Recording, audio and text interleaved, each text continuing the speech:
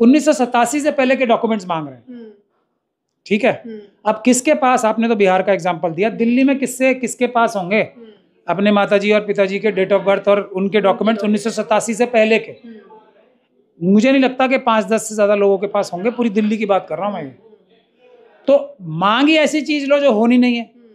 ये detention centres में डालने की तैयारी है। मुसलमानों को इसमें सबसे कम नुकसान इसलिए होगा क्योंकि डॉक्यूमेंट्स सबसे ज्यादा उनके पास होंगे, क्योंकि उसकी दो वजह है, क्योंकि उनके ऊपर तो सबसे बड़ा खतरा है, तो वो तैयारी करके रहते हैं, और उनके पास उनके पूर्वजों के, दादा के, परदादा के डॉक्यूमेंट जमीनों के होंगे।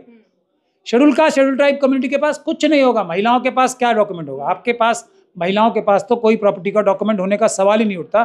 2004 और 6 से पहले तो कोई प्रॉपर्टी रख ही नहीं सकती थी महिला, खास तौर पे जो ब्राह्मण धर्म को मानने वाली महिलाएं। दीजिए कि मोदी जी अपना कोई भी सर्टिफिकेट कहाँ से देंगे? तो मोदी जी का वोट छीन लिया जाए, छीन लिया जाए, यही बात है। अब ये बात कोई कहने की हिम्मत नहीं रखता। ये जो हमारे आरएसएस के प्रमुख हैं, उनसे डॉक्यूमेंट मांग के देख लो। सबसे पहले नेताओं से ही मंगवाया जाए, उनसे ही कहा जाए कि वही लाके रखें। बिल्कुल, नीतीश कुमार जी ला के दें पहले मुझे। बिहार के हैं, बिहार से लाके दें। पासपोर्ट तो उन्होंने खैर बनवा लिया, अपना डिप्लोमेटिक पासपोर्ट बना लिया होगा। पासपोर्ट छोड़ के मोदी जी, अमित शाह जी, ये डॉक्यूमेंट्स 11 के 11 लाके दें मुझे। 1987 से पहले के लाके तो दें। नमस्कार, द जनता लाइव देख रहे हैं आप, और मैं हूं आपके साथ पूजा। बिहार में इस साल के आखिर में चुनाव होने हैं, और उससे पहले जो एक नॉर्मल प्रक्रिया होती है कि वोटर्स लिस्ट को जिस तरीके से वहाँ दोबारा एक बार कुछ चेंजेस किए जाते हैं, जो कुछ एक नॉर्मल प्रोसीजर के जरिए, वो इलेक्शन कमीशन कर रहा है। लेकिन ये इलेक्शन कमीशन की ओर से कहा गया है। पर दूसरी ओर अगर देखा जाए तो तमाम जो विपक्षी पार्टियां हैं वो लगातार इलेक्शन कमीशन को घेर रही हैं, और उनका ये कहना है कि वो इसे एनआरसी से जोड़कर देख रही हैं। उनका कहना है कि बिहार में दबे पांव सरकार जो है इलेक्शन कमीशन की मदद से एनआरसी लागू करने की कोशिश कर रहा है। अब इसका क्या असलियत क्या है, ज़मीनी हकीकत क्या है, उसको समझने की कोशिश करेंगे। और अगर ऐसा होता है तो इसका कितना असर पड़ेगा बिहार चुनाव में, और बिहार के मतदाताओं का क्या कुछ होगा, ये समझने की कोशिश करेंगे। इस वक्त हमारे साथ महमूद प्राचा जी हैं। और मैं यहाँ एक बात और बता दूं कि जब इलेक्शन कमीशन ने ये नोटिफिकेशन डाला था, उसी दिन सबसे पहले प्रेस कॉन्फ्रेंस के जरिए आपने ये मुद्दा उठाया था। और आज 24 तारीख, शायद 24 जून को उन्होंने जब ये नोटिफिकेशन डाला था, तो सबसे पहले ये मुद्दा आपने उठाया था। तो आप कैसे देखते हैं इस पूरे प्रकरण को, और किस तरीके से ये प्रभावित करने जा रही है बिहार की चुनावी राजनीति को? नहीं, बिहार की नहीं, पूरे देश की। क्योंकि हम लोग सीए एनआरसी के टाइम पे पूरे देश में लोगों को इसके बारे में एजुकेट करने के लिए और उस आंदोलन को सभी जगह मदद करने के लिए गए थे। तो ये सीए एनआरसी के समय पे जो एक बड़ा आंदोलन हुआ था देशव्यापी, उसमें हम लोगों का हिस्सा रहा था।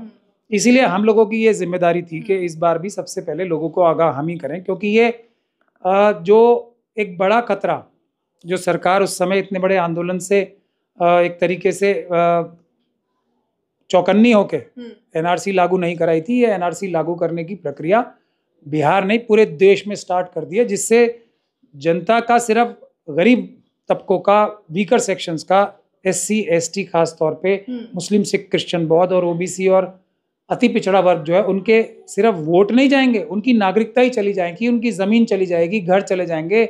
जो उन्होंने डिग्रियां ली हैं आजकल, मोदी जी की तरह वाली नहीं, असली डिग्रियां जो ली हैं वो सब चली जाएंगी। उनका ट्रैवल करने का मतलब, एक जगह से दूसरी जगह जाने के लिए भी तो आपको नागरिक होना आवश्यक है ना, अपना कोई कार्ड दिखाने का, वो सब अधिकार चले जाएंगे। और उनको डिटेंशन सेंटर्स में डालने की तैयारी करने की जो प्लान बनाया है सरकार ने, उसके खिलाफ हम लोगों की जिम्मेदारी थी कि हम सबसे पहले जनता को आगाह करें। हमने किया। उसके बाद जो दूसरे लोग भी हैं, कुछ पॉलिटिकल पार्टीज अभी आधे मन से ही कर रही हो, लेकिन थोड़ा थोड़ा करना शुरू किया है। लेकिन मैं ये आपको साफ साफ तौर पे बता रहा हूँ कि ये एक्सरसाइज जो की जा रही है पूरी तरीके से गैरकानूनी है, पूरी तरीके से अपराध है जो चुनाव आयोग के अधिकारी इस लेवल पे कर रहे हैं। क्योंकि ये एक्सरसाइज तो रेगुलर एक्सरसाइज होती है, और ये करने का प्रक्रिया साफ तौर पे मैंने पहले भी बताया था, धारा 21 में मौजूद है, रिप्रेजेंटेशन ऑफ पीपल्स एक्ट में। उसमें बीएलओ का जो प्रयोग हो रहा है वो पूरी तरीके से गैर कानूनी है। ये काम जो इलेक्टोरल रोल ऑफिसर्स होते हैं उनका है, उनको एक वर्कर के तौर पे बीएलओ को जो इस्तेमाल किया जा रहा है, उसमें बहुत बड़ी धांधली और गड़बड़ी होगी और हो रही है। अब तो जो मेन स्ट्रीम मीडिया के जो अखबार भी हैं वो भी लिख रहे हैं कि करोड़ों लोगों के, लाखों नहीं, करोड़ों लोग वो डॉक्यूमेंट्स दे ही नहीं पाएंगे जो 11 डॉक्यूमेंट्स मांगे जा रहे हैं, क्योंकि 1987 से पहले के जो डॉक्यूमेंट्स हैं, कागजात हैं, उसकी कॉपी किसके पास होगी?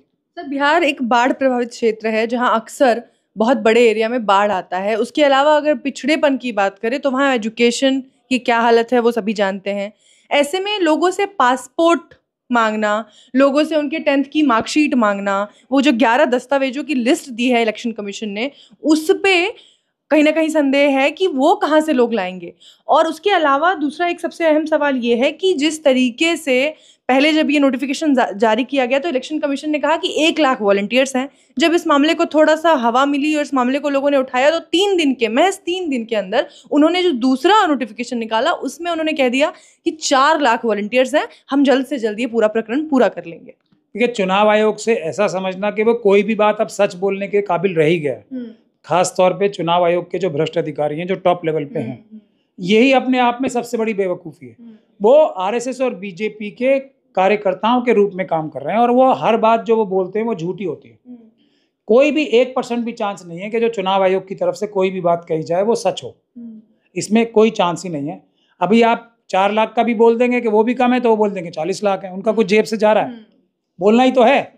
और उसके खिलाफ कोई मजबूत आंदोलन होना नहीं है, क्योंकि विपक्ष की पार्टीज जो है वो सिर्फ एक ट्वीट करके या एक डेलीगेशन जाके इलेक्शन कमीशन में जाके और चाय वाय पी के वापस आ जाते हैं और घर में जाके सो जाते हैं। तो सबसे बड़े गुनहगार तो अपोजिशन पार्टी के लोग हैं, जो एकदम लचर तरीके से, मुझे नहीं समझ में आता कि जो उनकी टॉप लीडरशिप भी है वो किस प्रकार से नज़रअंदाज कर रही है। जो स्लीपर सेल्स हर एक पॉलिटिकल पार्टी में अपोजिशन की घुस चुके हैं, तो उनका जब तक स्लीपर सेल्स का इंतजाम नहीं होगा, लीडरशिप अवेयर नहीं होगी और लीडरशिप बहुत दिन तक इन इल्ज़ामों से बच नहीं पाएगी। मैं ये सीधा बता रहा हूँ, देश की जनता बहुत ज़्यादा त्रस्त है बीजेपी और आरएसएस से, और अब कहीं ना कहीं विपक्ष को जिम्मेदार ठहराने लगी है, क्योंकि वो रोक नहीं पा रहे ना चोरों को। जो जिम्मेदारी विपक्ष की है बेईमानी करने से सत्ता पक्ष के लोगों को रोकना, वो पूरी तरीके से नाकाम है। कोई मजबूत आंदोलन खड़ा ही नहीं कर पा रहे हैं विपक्ष के लोग। तो बिल्कुल देश की जनता जो है विपक्ष से सवाल करना चाहती है कि वो लोग क्या कर रहे हैं, कैसे रोकेंगे इन सारी बेईमानियों को। विपक्ष का नारा ये भी है कि 2016 में नोटबंदी की गई थी, अब इस पूरे प्रकरण के जरिए वोट बंदी की जा रही है। दूसरी तरफ आप जैसे जो लोग थे जिन्होंने सीए एनआरसी के दौर में भी लोगों को जागरूक करने का काम किया, सरकार का विरोध किया, इस पूरे मामले को एनआरसी से जोड़कर देखा जा रहा है। इसमें कितनी सच्चाई है, और अगर ऐसा होता है तो क्या सिर्फ एक ही तबके का नुकसान होगा, या बिहार में जो पिछड़ी जातियों का पूरा अब तक चुनाव में, राजनीति में सबसे बड़ा योगदान रहा है, वो भी इसमें मात खाएंगी? देखिए, ये मैं आपको साफ साफ बता रहा हूँ, इस किसी भी गंदे घिनौने काम करने का बहाना मुसलमानों को लिया जाता है, मैं साफ साफ तौर पे बता रहा हूँ।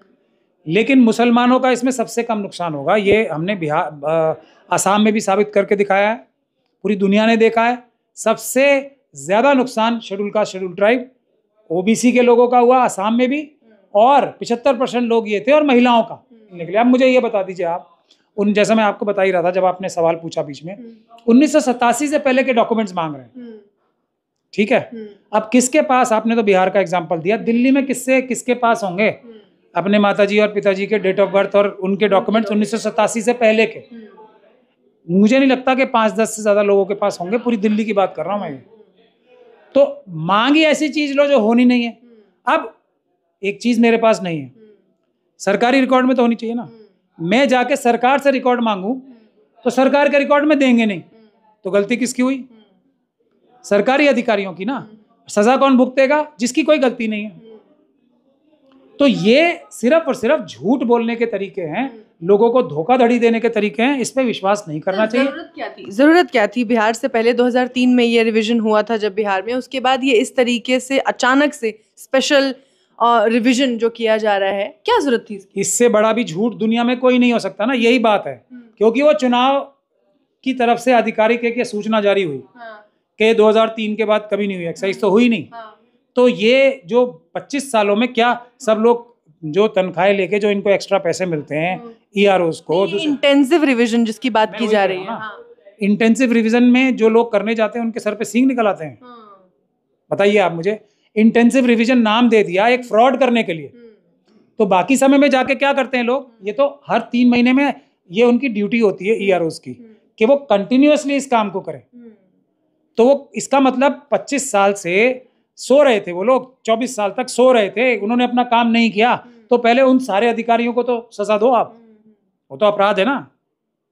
ये एक चीज इंटेंसिव लिख दी उसको तो उनके सर पे सींग निकल आए, कुछ वो दूरबीनें लेके जाएंगे अब लंबी लंबी।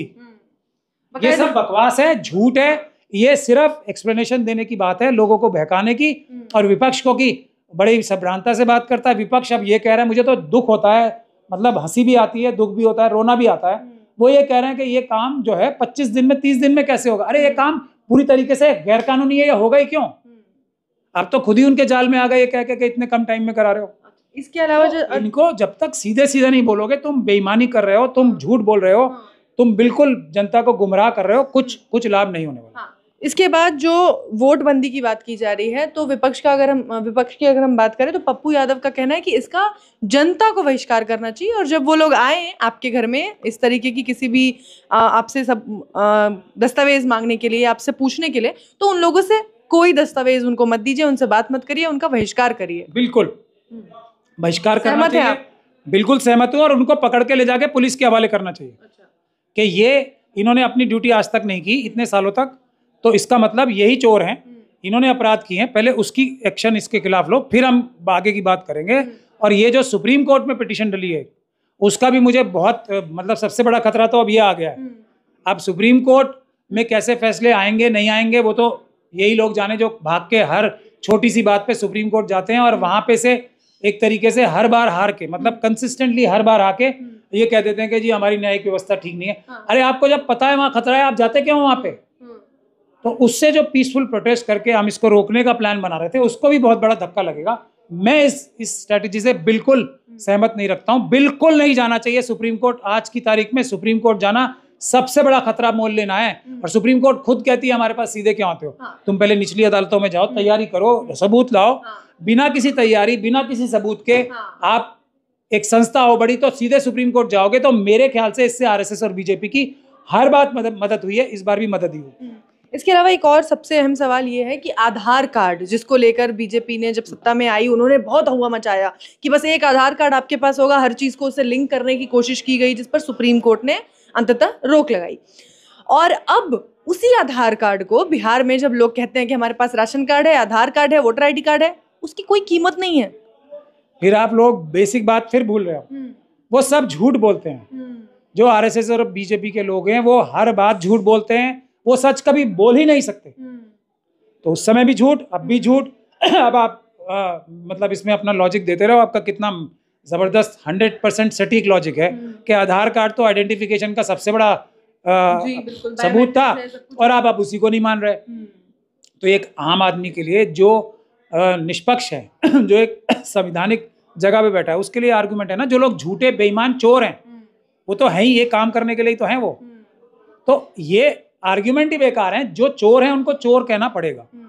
और उसके सबूत तो एक नहीं, ये अभी आधार कार्ड का सबूत है। आप दुनिया का कोई डॉक्यूमेंट ले जाइए, उनके खिलाफ जा रहा हो क्या, हम इसे मानते ही नहीं। एक आखिरी सवाल, मोदी जी अपना डेट ऑफ बर्थ सर्टिफिकेट कहाँ से देंगे, मुझे ये बता दीजिए। उसके अलावा एक आखिरी सवाल ये बता दीजिए कि मोदी जी अपना कोई भी सर्टिफिकेट कहाँ से देंगे? तो मोदी जी का वोट छीन लिया जाए, छीन लिया जाए, यही बात है। अब ये बात कोई कहने की हिम्मत नहीं रखता। तो सबसे पहले नेताओं से मांग लेना चाहिए। ये जो हमारे आरएसएस के प्रमुख हैं, उनसे डॉक्यूमेंट मांग के देख लो। सबसे पहले नेताओं से ही मंगवाया जाए, उनसे ही कहा जाए कि वही लाके रखे। बिल्कुल, नीतीश कुमार जी लाके दें पहले मुझे, बिहार के हैं, बिहार से लाके दें। पासपोर्ट तो उन्होंने खैर बनवा लिया, अपना डिप्लोमेटिक पासपोर्ट बना लिया होगा। पासपोर्ट छोड़ के मोदी जी, अमित शाह जी, ये डॉक्यूमेंट्स 11 के 11 लाके दें मुझे। 1987 से पहले के लाके तो दें। तो इन तमाम चीजों के बाद इस देश में वोट के अधिकार का क्या स्तर रह गया है, कितनी अहमियत रह गई है, कैसे देखते हैं इसे आप? ये सीधा सीधा मैं आपको बता रहा हूँ, नागरिकता छीनने का। आपकी शिक्षा, आपकी प्रॉपर्टी, आपकी जमीन, आपका घर, आपकी नौकरी, आपकी आज़ादी छीनने का ये डायरेक्ट कार्रवाई है, डिटेंशन सेंटर्स में डालने का। मैं बार बार इस बात को कह रहा हूँ, और मेरी बात लोग हमेशा देखते हैं, आज नहीं मानते तो कल वही होता है। ये डिटेंशन सेंटर्स में डालने की तैयारी है। मुसलमानों को इसमें सबसे कम नुकसान इसलिए होगा क्योंकि डॉक्यूमेंट्स सबसे ज्यादा उनके पास होंगे, क्योंकि उसकी दो वजह है। क्योंकि उनके ऊपर तो सबसे बड़ा खतरा है, तो वो तैयारी करके रहते हैं। और उनके पास उनके पूर्वजों के, दादा के, परदादा के डॉक्यूमेंट जमीनों के होंगे। Schedule caste, schedule tribe community के पास कुछ नहीं होगा। महिलाओं के पास क्या डॉक्यूमेंट होगा? आपके पास, महिलाओं के पास तो कोई प्रॉपर्टी का डॉक्यूमेंट होने का सवाल ही नहीं उठता।